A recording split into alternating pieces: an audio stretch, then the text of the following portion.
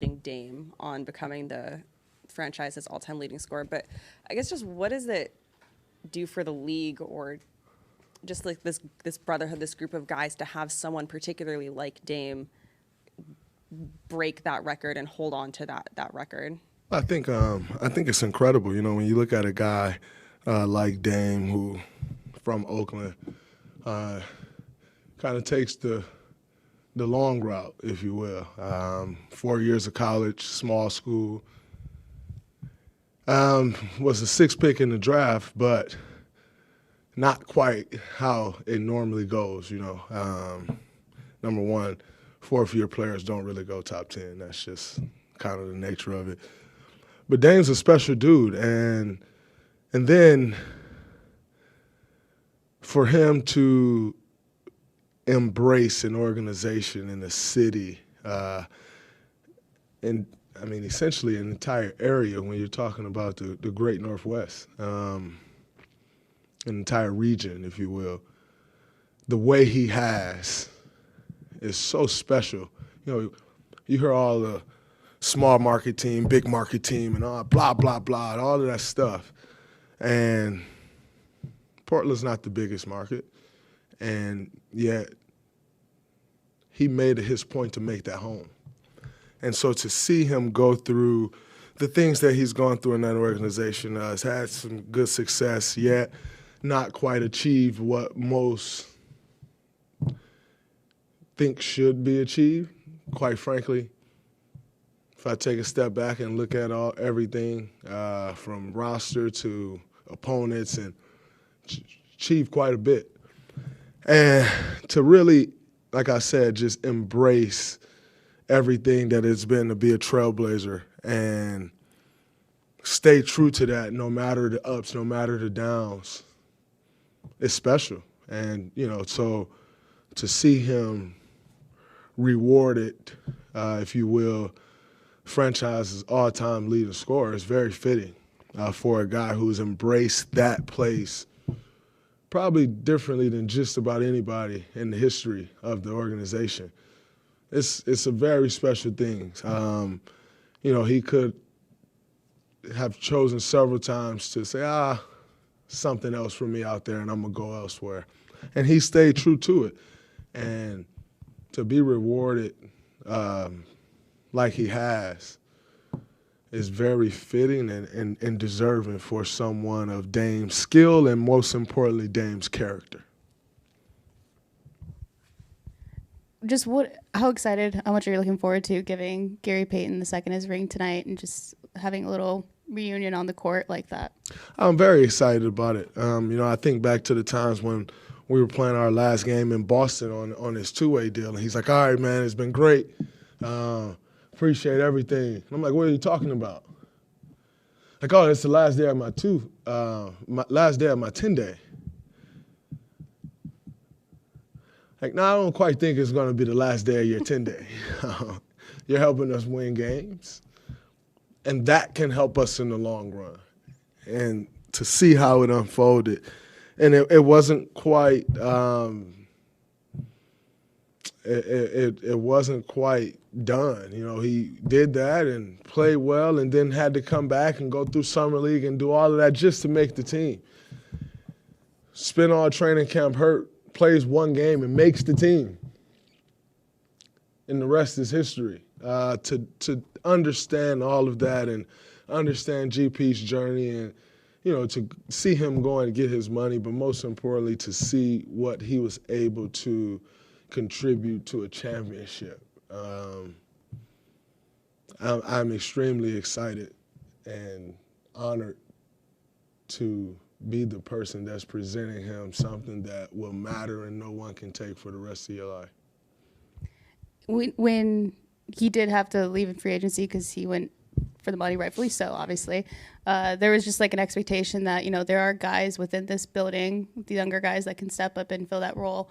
And there's been a lot of growing pains with these young guys, which I think was anticipated. But do you feel like maybe it's been harder for some of these young guys to fill a role that he... Making it in the NBA is hard. It took GP until age 29 or 28 to figure that role out and star in that role. Quite frankly, we're comparing a 28, 29-year-old to a 19 or 20-year-old. 8 years of life in general does something to us all, let alone 8 years of playing basketball. You're essentially talking the growth of a 12-year-old to a 20-year-old, to put it into perspective.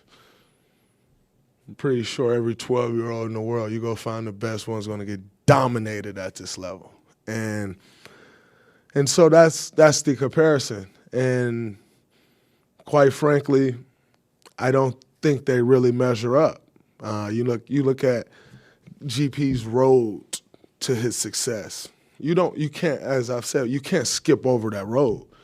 That's a road that probably involved 10 G League teams, 8 or 9 NBA teams. You can't just skip over that road. And so GP did what he had to do to make a career that he can be proud of. And you got to be proud of him for that. I have no doubt in my mind that these young guys will do what they have to do to create a career that they, their families, this organization, the basketball world would be proud of. Or maybe not the basketball world, because there's a lot of hate in that world. But that they themselves can be proud of. But it takes time. And you just got to stay committed to your process and understand that it's not going to happen overnight. And even the guys that it looked like it happened overnight, it didn't. Now, there was so much work that went on behind the scenes, and to get to that point. And, it's the same, like GP's road, it's the same with these young guys. It was the same with me. It was the same with Steph. And it goes down the list or up the list or however you want to look at it. I guess this is kind of following up on that. How have you seen, especially over the past... Your hat is not great, by the way, Kendra. I just want you to know that. It's not great. Rep the alma mater. It is not a great hat, Mark Few. It's not a great hat. It's not. You still saw... I am still upset. Just because we beat you in the last couple seconds, Draymond, it's okay. I won at Gonzaga at the pit. Had a great game. Oh, how have you seen over the past couple years, I guess really since James was drafted, the commitment to developing young players change, whether it's the personnel, like the coaches that Steve and Bob and Joe have brought in, changes to the practice format, just how have you seen that change from maybe when you were younger to this present day and this group of young players? It's totally different. Player development now in this league is so vital because the leagues just keep getting younger and younger. When I came into the league, I was 22. Had played for an incredible coach, probably the greatest coach of all times in terms of the college ranks, if you ask me. 4 years of that, 4 years of that growth. And now you got, so many guys that come in at 18 or 19 and quite frankly aren't really taught the game of basketball and just kind of viewed as like, oh, man, these physical specimens, and if you put a basketball in their hand, can you imagine how good they can be? And then you never teach them anything about basketball. And so when you look at all of those dynamics, the league has gotten younger, and with that, it's also not as developed or not as smart, if you will. And in large part, it's due to experience. And so I know our staff, and you can look around the league, they've really built out these player development staffs. And I think, we kind of saw it happen with Toronto. They kind of dove all the way into it, and we've seen the success with a Pascal, with Fred, with OG. You've seen the success, Chris Boucher. And so you see the success. This is a copycat league. You see someone have success, rightfully so. You should copy it to a certain extent. I think some things have been copied that can't be duplicated. But when you're speaking of player development, I think it's pretty strong. And so when you look at our roster, coaching staff roster, if you will, it's been extremely retooled to focus on player development, and I think it's strong, and you're starting to really see the benefits of that in Jonathan Kuminga's play and James Wiseman coming back from the G League and looking like a totally different player after a month in the G League. Moses Moody continued to grow. Patrick Baldwin Jr., who has a huge game the other night. You put him in the game a month ago, he wouldn't know whether to run that way or that way. No disrespect to Patrick, but that's just the learning curve in this league, and I think people don't really understand that. It's like, oh man, you're this tall, you weigh this, you should be able to go out there and play basketball, and it's just not that. And so I think a lot of these staffs have taken the turn in that direction, and it's, you may not see the benefit in year one or year two, but it's a process, and I think those guys are really going through the process, and it's been beneficial. When you specifically look at how the Warriors use their G League to develop players, I don't know if a lot of other NBA teams use it to the extent that the Warriors use. I mean, sending James Wiseman down just to get the reps and experience, which is something he needed. Granted, his situation's different. He's a top 2 pick on a championship contending team, but just how different do you see it, using that as an opportunity to kind of like a farm system in Major League Baseball? I think it's great. You definitely see more teams, and especially the Warriors, using it essentially as a farm system. And like I said, you've seen the growth. Jordan went down, and that was kind of it. And the rest is history, And so I think teams have started using it well, and I also think it's the league has done a good job with the G League. When I was 11 years ago, when I was a rookie, or 10 years ago, my biggest fear was getting sent to the D League at the time, because it was a demotion then. It wasn't quite, hey, man, you need to go down here and get these reps, and PBJ and Ryan is practicing down there, they're coming up and play. Like, it wasn't that. It was like, no, you're not ready. We're sending you there, and just go figure it out.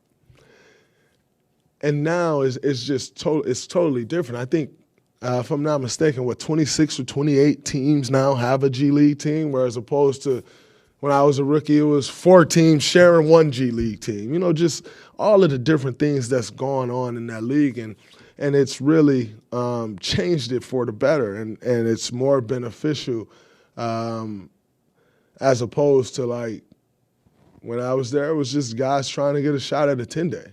It's not that anymore. So I think the teams have figured out better ways to use it, but the league has also done a good job of growing the G League as well. About a week ago, you said that you felt like the team was dealing in a fragile mental state, needed to toughen up. Now that you guys have 3 wins under your belt, just how have you seen the evolution of that mindset change? And I know it's probably easier since you're at home, and now you need to apply it to the road when you hit the road later this month. But just what have you thought about that growth? Thank God we don't have to worry about that for 2 weeks.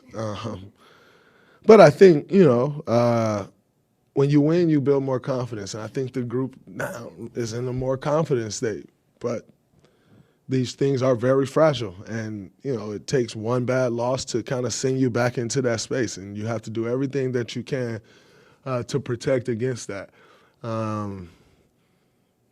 But, on the heels of 3 in a row, you feel good about yourself. You feel more confident.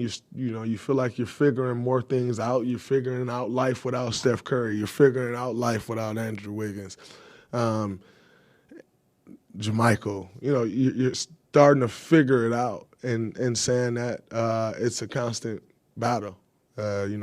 We understand tonight's it's totally different than the past 3 wins, and it's going to be a very hard game. Can we win that game? Absolutely. Is the goal to win? 100%. Do we think we're going to win? Absolutely. But in saying that, you understand the challenges ahead, and you continue to try to grow and meet those challenges and succeed at them. But yet, you hope. Your hope is to build confidence, especially with a young group like we have. And I think over the course of the last few games, we've been able to build up some confidence, but you have to continue to build on that.